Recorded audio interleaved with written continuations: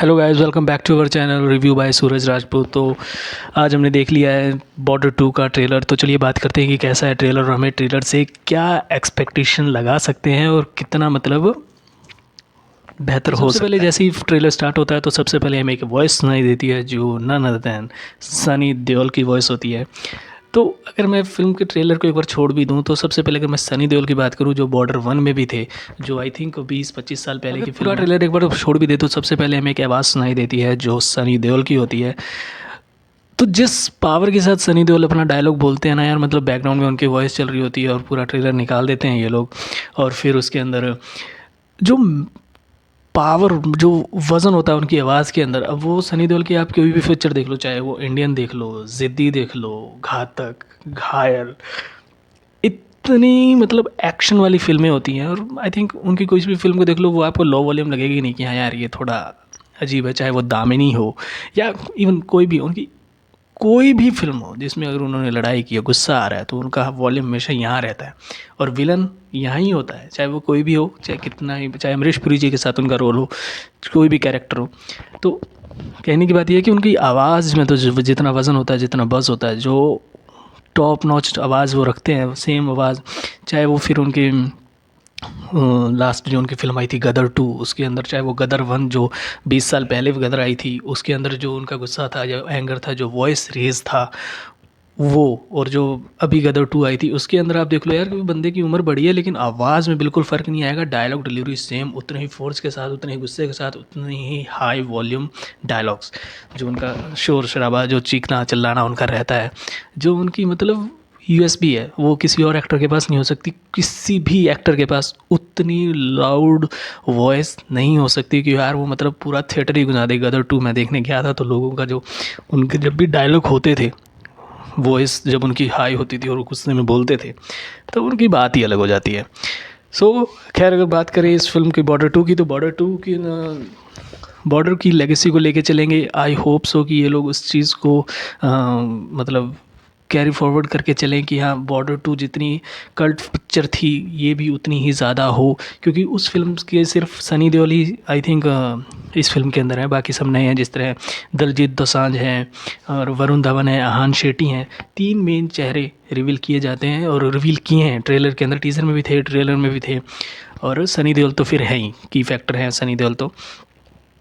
अब अगर ट्रेलर से जितना पता चलता है कि सामने वाले देश से अटैक हो रहे हैं, अब वो नेवी से भी अटैक हो रहे हैं, नेवी से भी मतलब पानी के अंदर भी अटैक हो रहे हैं, बाई एयर भी अटैक हो रहे हैं, और आर्मी तो फिर है ही, बॉर्डर है तो आर्मी, मतलब वो जहाँ भी हमारी बाउंड्री है, बॉर्डर हमारे जहाँ भी लग रहे हैं, चाहे वो जल सेना हो, थल सेना हो, नभ सेना हो, इन तीनों के साथ वो एक साथ अटैक हो रहे हैं। तीनों मिलके कैसे देश को प्रोटेक्ट करते हैं, क्या ये उस पूरी तरह से उस मिशन को पूरा कर पाएंगे या नहीं कर पाएंगे, ये तो पिक्चर देखने के बाद पता चलेगा। बट मैं क्यूरियस हूँ इस चीज़ को देखने के लिए कि जितनी भी पिक्चरें बनती हैं बॉर्डर पे लड़ाई वगैरह की, तो या तो ये आर्मी वाली most of the time army से होती है इनकी, या फिर एयर वाली अलग होती है इनकी, नेवी वाली अलग होती है। मतलब वो सिर्फ नेवी का अटैक दिखा रहे हैं, वो फिर हवाई फायर दिखा रहे हैं, आर्मी वाले बॉर्डर पे ही लड़ रहे हैं।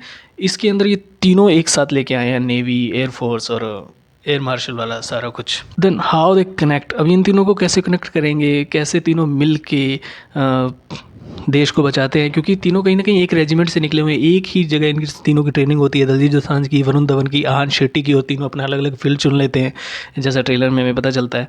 और फिर ये लोग अपना फायर वगैरह करते हैं। बट ये हाँ, अब इनमें से कौन मतलब शहीद होता है, नहीं होता है, कौन किसका कैरेक्टर कर रहा है, ये तो पूरी फिल्म देखने के बाद ही पता चलेगा। बट ट्रेलर बहुत अच्छे तरह से कट किया गया है, काफ़ी चीज़ें बॉर्डर की है, तो रिवील जैसा कुछ है नहीं कि भाई इसमें से क्या की फैक्टर निकलेगा या फिर हिडन कुछ होगा जो हमें पता नहीं चला। ऑफ कोर्स लड़ाई है जो सामने वाले देश से हो रही है। सो बस ये उस पहली बॉर्डर से कितना आगे जा सकती है या नहीं, या फिर कितना मतलब इन लोगों ने इमोशनली कनेक्ट करेंगे, टच करेंगे लोगों को, ऑडियंस को।